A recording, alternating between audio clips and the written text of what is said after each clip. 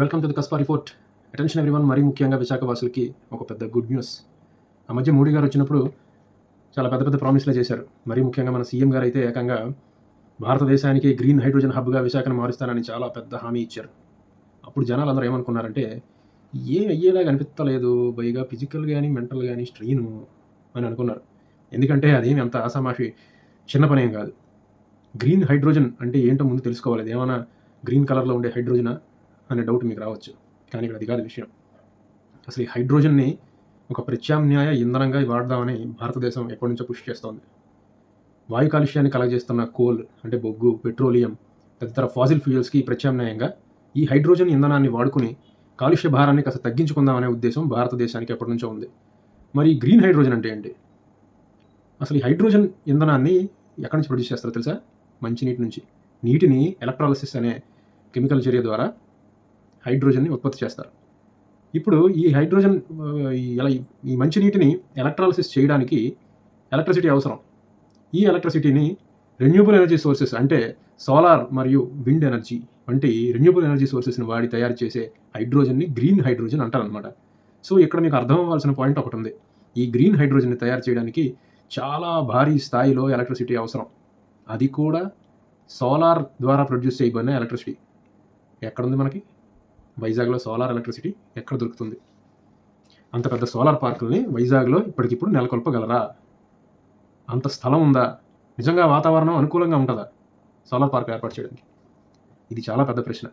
So CM గారు ఆ హామీ ఇచ్చినప్పుడు చాలామంది జనాలు మరియు ఎక్స్పర్ట్స్ మదిలో మెదిలిన ఒక పెద్ద ప్రశ్న ఇది. కానీ ఈ మధ్య ఒక మాస్టర్ స్ట్రోక్ ఇచ్చారు. చాలా ఆశ్చర్యకరమైన పరిణామం అది. ఏంటంటే రాయలసీమ నుంచి సోలార్ ఎలక్ట్రిసిటీని వైజాగ్కి తరలిస్తారు. బాగుంది కదా ప్లాన్. రాయలసీమలో 3 అల్ట్రా మెగా సోలార్ పార్కులు ఉన్నాయి. భారీ సోలార్ పార్కులు అన్నమాట. దేశంలోనే చాలా పేరెన్నిక కలిగినవి అవి. అక్కడ నుంచి సోలార్ ద్వారా ప్రొడ్యూస్ చేయబడిన ఎలక్ట్రిసిటీని మార్గమధ్యంలో వివిధ సబ్స్టేషన్కి లింక్ చేస్తూ విశాఖ వరకు ఎలక్ట్రిసిటీని తరలించి ఆ విద్యుత్తుని మాత్రమే ఈ గ్రీన్ హైడ్రోజన్ని ప్రొడ్యూస్ చేయడానికి వాడతారు. సరే ఎలక్ట్రిసిటీ వస్తుంది, ఓకే, చాలా బాగుంది. అసలైన ముడిసరుకు ఇంకోటి ఉంది. ఏంటి చెప్పండి? మంచినీళ్ళు. ఎక్కడి నుంచి వస్తాయి? మంచినీళ్ళే దీనికి సోర్స్. వాటర్ని ఎలక్ట్రాలిసిస్ ద్వారా హైడ్రోజన్ తయారు చేయాలి. అంత భారీ స్థాయిలో వాటర్ ఎక్కడి నుంచి వస్తుంది? వైజాగ్లో సముద్రం నుంచి తీసుకుంటారా? చేయొచ్చు, ఛాన్సులు ఉన్నాయి. డీసాలినైజేషన్ చేసి మంచినీటిగా మార్చి చేయొచ్చు, కానీ చాలా ఖర్చుతో కూడుకున్న పని. దానికి కూడా చాలా భారీ పెద్ద కంపెనీలు ఉన్నాయి, వాటర్ ట్రీట్మెంట్ కంపెనీలు. కానీ అది దానిలో ఎంతవరకు సాధ్యం అవుతుంది అనేది మనకు తెలియదు.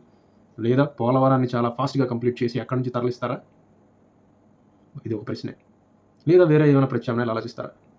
ఏదైనా కానీ భారీ స్థాయిలో మంచినీటి వనరులు వైజాగ్కి అందబోతున్నాయి. అదేవిధంగా అక్కడ నుంచి ఇక్కడికి ఎలక్ట్రిసిటీ ట్రాన్స్మిట్ చేయడానికి కోసం చాలా కంపెనీలు ఇన్వాల్వ్ అయి ఉంటాయి. ఈ వాటర్ని, ఈ డీసాలినైజేషన్ అయినా సరే, ఎక్కడి నుంచి తరలించిన వాటర్ అయినా సరే నేరుగా ఇలాంటి ప్రక్రియల్లో వాడడానికి పనికిరాదు. ఇలాంటి నీటిని మళ్ళీ శుద్ధి చేయాలి. సో పెద్ద పెద్ద వాటర్ ట్రీట్మెంట్ ప్లాంట్లు వైజాగ్లో నెలకొల్పబడతాయి. కాబట్టి చాలా ఉపాధి కల్పన జరిగే అవకాశం చాలా ఎక్కువగా ఉంది. అంతేకాకుండా వైజాగ్కి మరో పెద్ద గుడ్ న్యూస్ ఏంటంటే 2 పెద్ద డేటా సెంటర్లు రాబోతున్నాయి. అదానీ మరియు గూగుల్ డేటా సెంటర్లు వైజాగ్కి రాబోతున్నాయి. ఈ 2 ఈ గ్రీన్ ఎనర్జీ, మరి ముఖ్యంగా గ్రీన్ హైడ్రోజన్ మరియు డేటా సెంటర్ ఇండస్ట్రీ అనేది ఎమర్జింగ్ ఇండస్ట్రీస్. అంటే 1990 కాలంలో హైదరాబాద్లో ఎటువంటి పరిస్థితి ఉందో సాఫ్ట్వేర్కి, భారతదేశం మొత్తం ప్రస్తుతానికి గ్రీన్ హైడ్రోజన్ మరియు డేటా సెంటర్ ఇండస్ట్రీ అనేది అత్యంత ఎమర్జింగ్ మరియు బూమింగ్ ఇండస్ట్రీగా ఎదగబోతోంది. ఈ అవకాశాన్ని మన సీఎం గారు మంచి తరుణంలో ఒడిసి పట్టుకున్నట్టే కనిపిస్తుంది. సో ఇలాంటి సమయంలో ప్రభుత్వాలు ఇలాంటి విషయాల్ని మర్చిపోకుండా మనం ఎక్కువ చర్చల్లో ఉంచాల్సిన అవసరం ఉంది. ఎందుకంటే ప్రజలు ఎక్కువగా ఏ విషయాన్ని అయితే మాట్లాడతారో ఆ విషయాన్నే ప్రభుత్వాలు ముందుగా పూర్తి చేయాలనుకుంటాయి. ప్రజల ఆకాంక్షలు నెరవేర్చాలనే అనుకుంటుంది ఏ ప్రభుత్వమైనా. కాబట్టి మన వీడియోని షేర్ చేయండి, ఈ టాపిక్ని చర్చల్లో ఉంచండి, డిస్కస్ చేయండి. ఎందుకంటే వైజాగ్ మరియు ఉత్తరాంధ్ర గత చాలా కాలంగా నెగ్లెక్ట్ చేయబడిన ప్రాంతం. వైజాగ్ అభివృద్ధి చెందిందంటే ఎంటైర్ ఉత్తరాంధ్ర అభివృద్ధి చెందినట్టే.